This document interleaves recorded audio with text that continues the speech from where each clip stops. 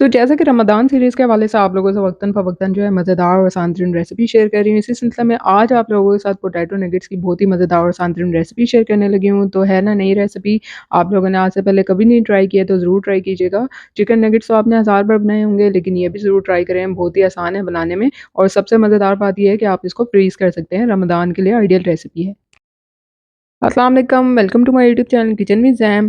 तो आज जो है मज़ेदार से जो है पोटैटो नगेट्स की रेसिपी आप लोगों को देने लगी हूँ, तो एंड तक आपने देखना है और बहुत ही ईज़ी है, झटपट आसानी से बन जाते हैं और आप इनको बना के फ्रीज़ भी कर सकते हैं। तो रमज़ान के लिए एक ये बहुत ही जो है आइडियल रेसिपी है। 2 अदद ये देखिए मीडियम साइज़ के आलू लिए थे और इनको बॉयल कर लिया था और इसमें पानी या मॉइस्चर बिल्कुल भी नहीं होना चाहिए और ये इस बात का आपने ध्यान रखना है। तो अब मैंने इसको जो है मैशर से अच्छे तरीके से मैश कर लिया है। आप ग्रेटर से भी इसको अच्छे तरीके से जो है वो कद्दूकस कर सकते हैं।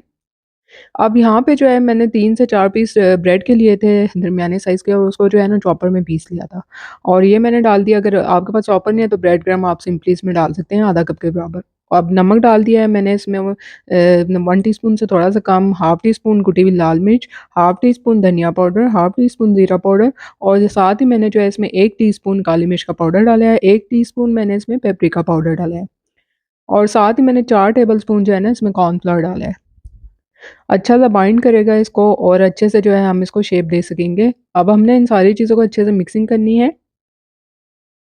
तो मिक्स करने के बाद ये अच्छी से जो है डो के फॉर्म में आ जाएगा।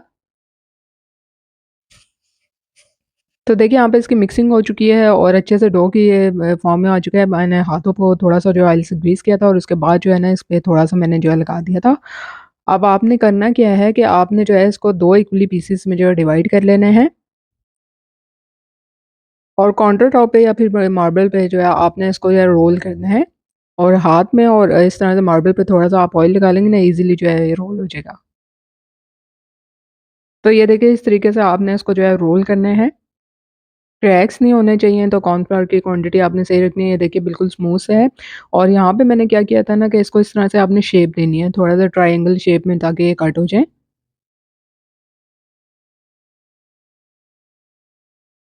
तो इस तरीके से शेप देने के बाद मैंने जो है तेज़ नाइफ़ से इसको पीसेस में कट कर लिया था। बहुत ही ज़्यादा मोटे पीसेस आपने नहीं रखने हैं, दरमियाने साइज़ के रखने हैं और इस तरह से आपने इसको 1 बाय 1 कट कर लेना है।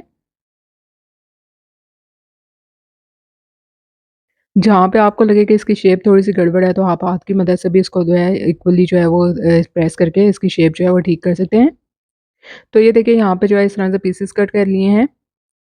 इस तरह से जो दूसरा इसका जो रह गया था पेड़ा, वो भी मैंने इस तरह से बेल कर और उसमें से भी पीसेस जो है वो पोटैटो नगेट्स के रेडी कर लिए थे।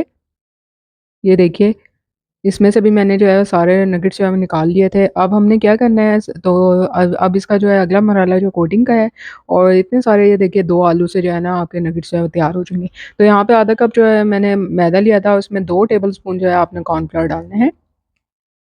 साथ ही 1/4 टीस्पून नमक डालना है, 1/4 टीस्पून आपने जो है काली मिर्च का पाउडर डालना है।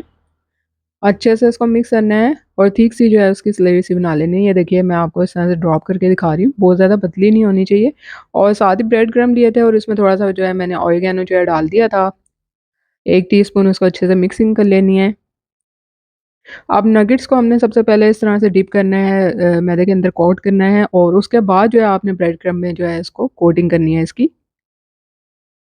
तो ये देखिए अच्छे से जो है ना इस पे चिपक रहा है, इसकी लेयर आ रही है जो हमने मैदे का जो बनाया है स्लरी सी, इस तरीके से ये थोड़ी-सी थिक होनी चाहिए, बिल्कुल आपके जो है रनिंग उसमें कंसिस्टेंसी में नहीं होना चाहिए। अच्छे से कोट कर लिया ये देखिए, अब मीडियम फ्लेम पर ऑयल को आपने गरम करना है और उसको जो है डीप फ्राई कर लेना है। पहले एक साइड आपने अच्छे से इसकी होने देनी है और फिर साइड चेंज करनी है।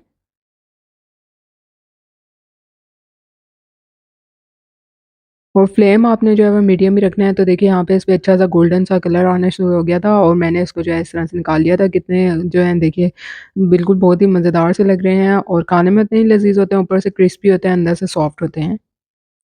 इस तरह से जो बाकी रह गए थे नगेट्स वो भी मैंने इस तरह से डीप फ्राई कर लिए थे। तो मज़ेदार और आसान सी पोटैटो नगेट्स की रेसिपी आज आप लोगों से शेयर कर दी है, बनानी भी आसान है और बना के आप जो है वो ईज़िली फ्रीज़ कर सकते हैं और तकरीबन 3 हफ़्ते के लिए आप फ्रीज़ कर सकते हैं इसको। लेकिन आपने अलग-अलग इनको रखना है, एक-दूसरे के ऊपर नहीं रखना, तो इस तरह से जो आपस में जो है वो चिपक जाएँगे। तो उम्मीद करती हूँ कि आज आपको पोटैटो नगेट्स की ये रेसिपी पसंद आएगी। ये रेसिपी पसंद आई है तो लाइक और शेयर करना बनता है और साथ-साथ चैनल को सब्सक्राइब करना मत भूलिए। आप लोगों से मज़ेदार और आसान तरीन जो है रमज़ान सीरीज़ की रेसिपी शेयर करती रहूँगी। उसके लिए आपने चैनल से जो है वो जुड़े रहना है और वीडियो को जो है लास्ट तक देखा कीजिए और मुझे कमेंट्स में बताया कीजिए। जो बाकी बैच रह गया था वो भी मैंने इस तरह से डीप फ्राई कर लिया था। इस तरह से मैं आपको तोड़ के दिखाती हूँ। ये देखिए कितना मज़ेदार है, ऊपर से क्रिस्पी है, अंदर से सॉफ्ट है। जल्द मिलूँगी नई और मज़ेदार और आसान रेसिपी के साथ, तब तक के लिए इजाज़त दीजिए। अल्लाह हाफ़िज़।